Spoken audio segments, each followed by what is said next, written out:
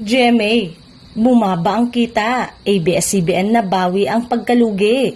Sa pinakahuling ulat sa pananalapi nito, ikinalungkot ng GMA Network ang patuloy na pagbawas sa mga benta ng airtime at kita ng ads sa nagdrag sa tubo nito sa 604,062 million pesos sa first semester mula sa 1.19 billion noong nakaraang taon. Bumaba ng 8% ang kita sa 7.78 billion pesos kung saan sinisisi ng GMA ang pagbabago ng tanawin ng mga gawi ng manonood at advertisers na lumipat online.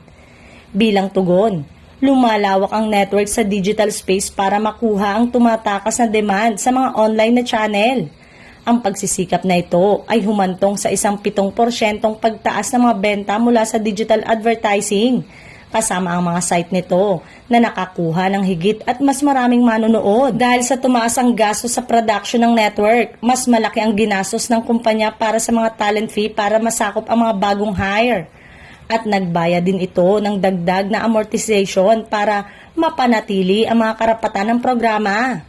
Samantalang, ibinaba ng media giant na ABS-CBN na dating nakikipagkumpetensya sa GMA para sa free TV leadership. Ang pagkawala nito ng 5% sa 2.02 billion pesos sa pagtatapos ng Hunyo. Katulad ng karanasan ng GMA, na-offset ito ng kumpanya sa pamamagitan ng pagbawas na gastos ng 4% hanggang sa 10.21 billion pesos. Nang walang TV airtime, umaasa ang ABS-CBN sa digital reach nito at global partnership para kumita ng 4.91 billion pesos kita mula sa content production at distribution.